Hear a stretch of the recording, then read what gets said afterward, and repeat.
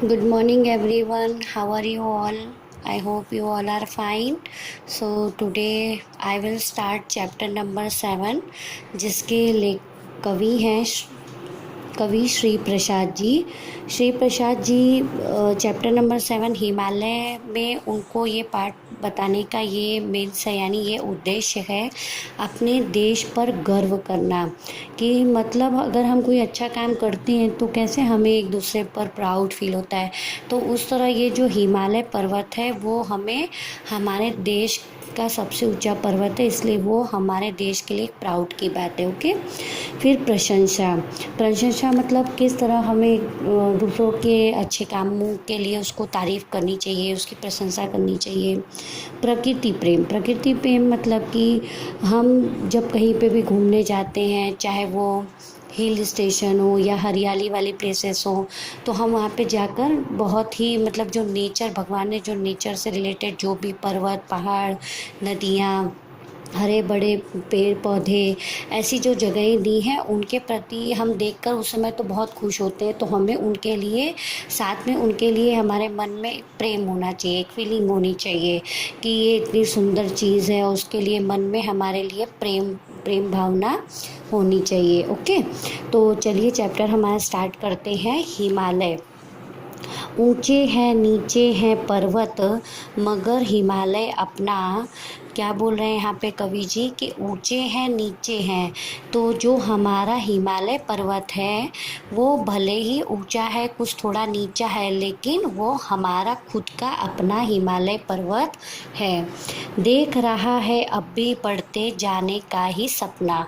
तो कवि श्री प्रसाद जी यहाँ क्या कहना चाहते हैं कि हमारा जो हिमालय पर्वत है वो ऊंचा नीचा है, फिर भी वो हमारा ही है, लेकिन फिर भी वो आगे बढ़ते जाने का सपना देख रहा है। यानी कि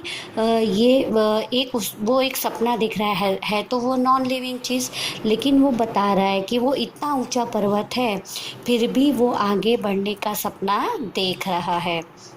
तो इस तरह हमें भी क्या करना चाहिए लाइफ में, आगे बढ़ते जाएं। हम भले भी कितने भी ऊंचे पोस्ट पर या ऊंची जगह पे पहुंच जाएं, कितने भी अच्छे काम और सबसे अच्छे अच्छे मार्क्स लेकर आ जाएं, फिर भी हमें आगे बढ़ने का सपना कभी भी छोड़ना नहीं चाहिए, बल्कि उस सपने को कायम रखना चाहिए कि हम इस तरह और आगे बढ़ते जाएं, जिस तरह हिमालय बता रहा है। सभी पर्वतों से बढ़कर है नभ को जाकर छूता। अब यहाँ पे कवि क्या कहना चाहते हैं कि वो देश में बहुत सारे पर्वत हैं हमारे भारत में, लेकिन वो जो है सभी पर्वतों से बढ़कर यानी सभी पर्वतों से ऊंचा पर्वत है जो नभ को जाकर छूता। मतलब वो इतना ऊंचा पर्वत है कि मानो अगर दूर से हम देखते हैं तो वो लगता है कि वो आकाश को छू रहा है। किस पर्वत में है हिमगिरी से ऊंचे जाने का पूता। ठीक है। तो यहाँ पे कवि श्री प्रसाद जी कहना चाहते हैं कि किस पर्वत में है हिमगिरी से ऊंचे जाने का। क्या हमारे भारत देश में जो हिमालय पर्वत है उसके जैसी काबिलियत, उसका जैसा जो वो ऊंचाई है वो किसी और पर्वत में क्या है? ऐसी बात किसी और पर्वत में हो सकती है?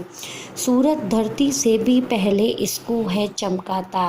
अभी कवि जी क्या कहते हैं कि सबसे पहले आपको पता है कि सूरज सबसे पहले निकलता है तभी सुबह होती है। तो सूरज जब निकलता है तो उसकी किरणें धरती पे पड़ती हैं, ज़मीन के ऊपर पड़ती हैं। तो लेकिन यहाँ पे क्या बोल रहे हैं वो कि सूरज भी धरती पर अपनी रोशनी देने से पहले कहाँ पर रोशनी देता है?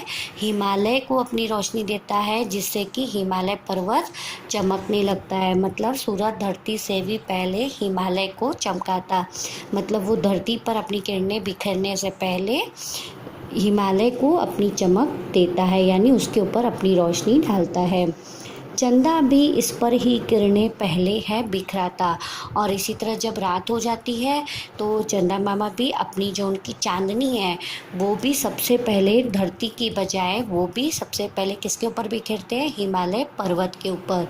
तो इस तरह सूरज और चांद दोनों ही अपनी अपनी जो किरणें हैं, सूरज की किरण और चंदा की चांदनी, ये दोनों ही सबसे पहले सुबह और रात को हिमालय पर्वत के ऊपर ही पड़ती है. Okay, so students, in our next video I will continue page number 53.